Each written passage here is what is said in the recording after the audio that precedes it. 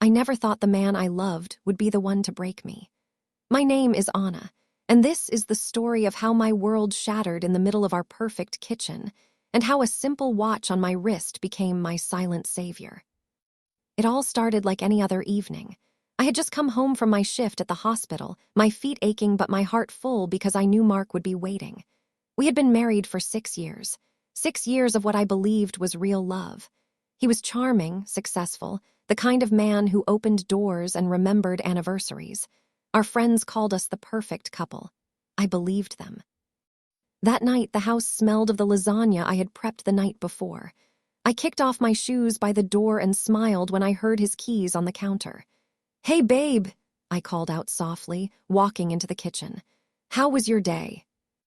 He didn't answer right away. That should have been my first warning.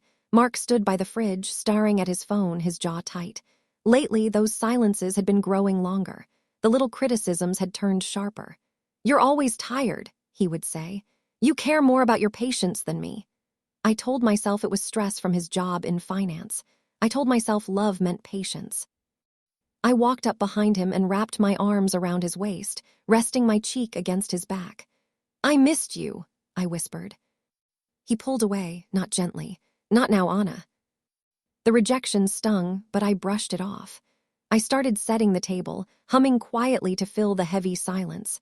That's when he finally spoke. "You think I don't see how you look at your coworker, that doctor guy?" I froze, plates in my hands. "What, Mark, that's ridiculous. He's married. We're just colleagues." He laughed, but there was no warmth in it. "Colleagues, right.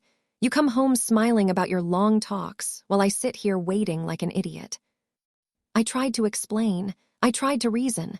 But every word I said seemed to make it worse. His voice grew louder. The air in our beautiful kitchen suddenly felt thick and dangerous.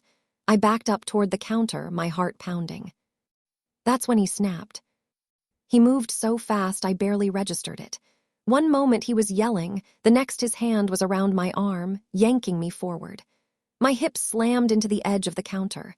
Pain shot through me. I gasped, trying to pull away, but he was stronger. "Mark, stop. You're hurting me."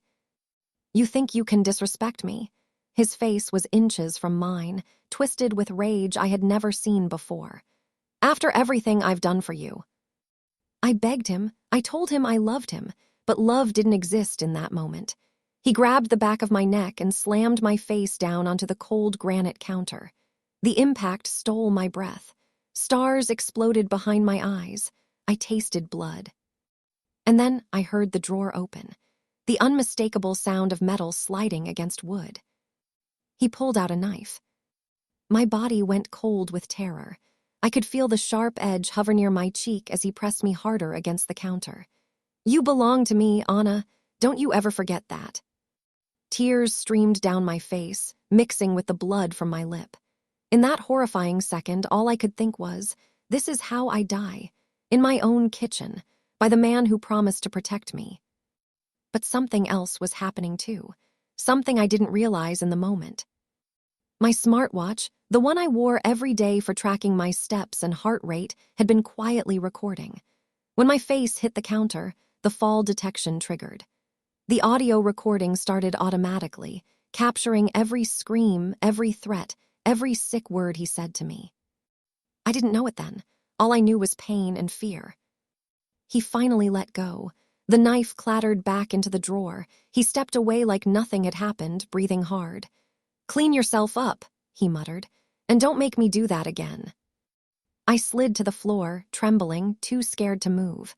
My face throbbed. My soul felt broken. The man I had built my life with had just shown me who he really was. And yet, a small voice inside me whispered that this couldn't be the end of my story. The days that followed were a blur of fear and denial.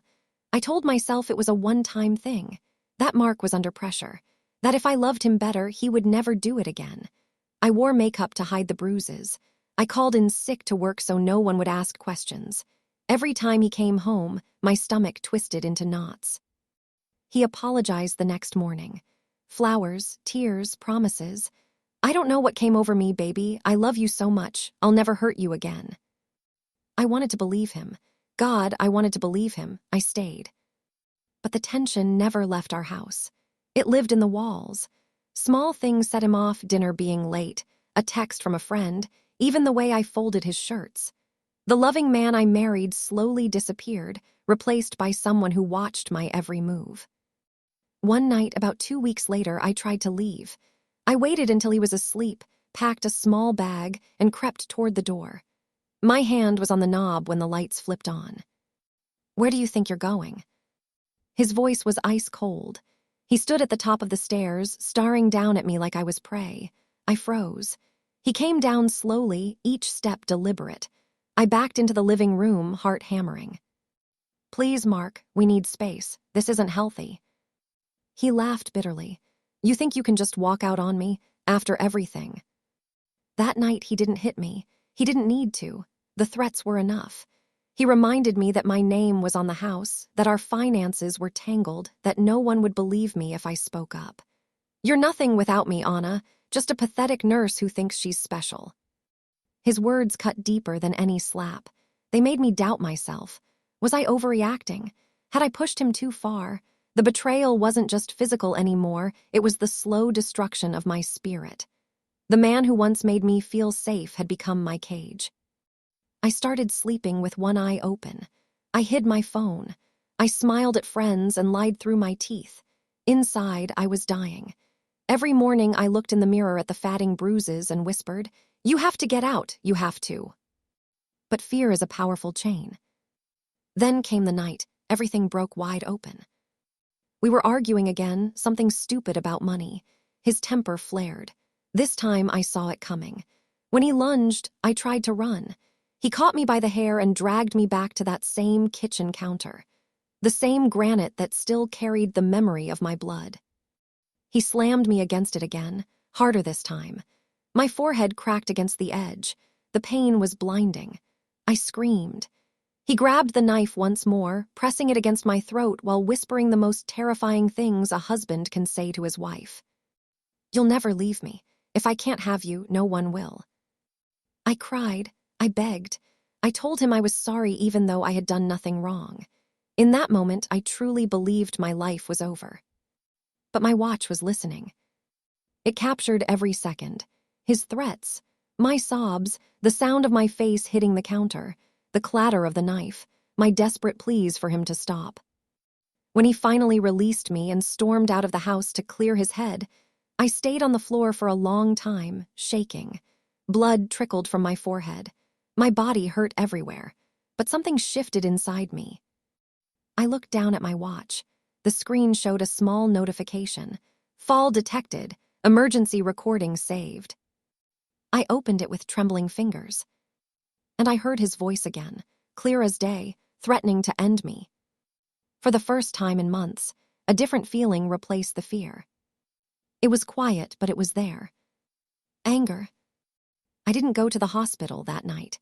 I cleaned myself up, took photos of every bruise and cut, and backed up the recording to 3 different places: my phone, a hidden cloud folder, and an email to my best friend with instructions not to open it unless something happened to me. The next morning, when Mark came home acting like nothing was wrong, I played the part one last time. I let him hug me. I let him apologize again. But inside, I was already gone. I contacted a domestic violence shelter quietly. I spoke to a lawyer. Most importantly, I went to the police with the recording. They listened to it in silence. I watched their faces change from professional to shocked to furious. One female officer reached across the table and held my hand.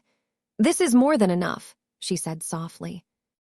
Mark was arrested at his office later that day, in front of his colleagues, in front of his boss. The man who always cared so much about his image was dragged out in handcuffs while people whispered and recorded on their phones. The recording spread further than I expected. Someone at the department, I never found out who, made sure the right people heard it. His company fired him immediately. Our mutual friends turned their backs. His own family finally saw the monster behind the charming mask. He called me from jail, begging, "Anna, please, this will ruin me. I love you, don't do this." I listened to his voice and felt nothing but sadness for the woman I used to be, the one who would have forgiven him. I recorded everything, Mark, I said calmly. Every word, every threat, every time you slammed me against that counter. The world is going to hear who you really are.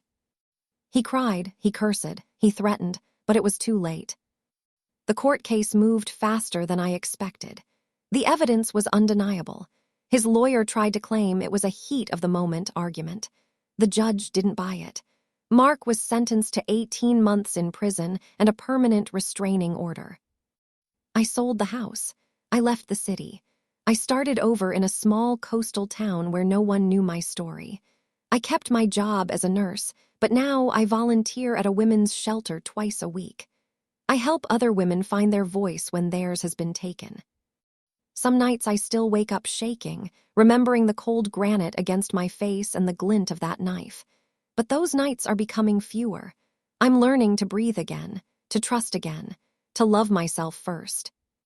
If you're listening to this and you're in a situation where love hurts, where fear has become your normal, please hear me. You are not alone. You are not crazy. You are not worthless.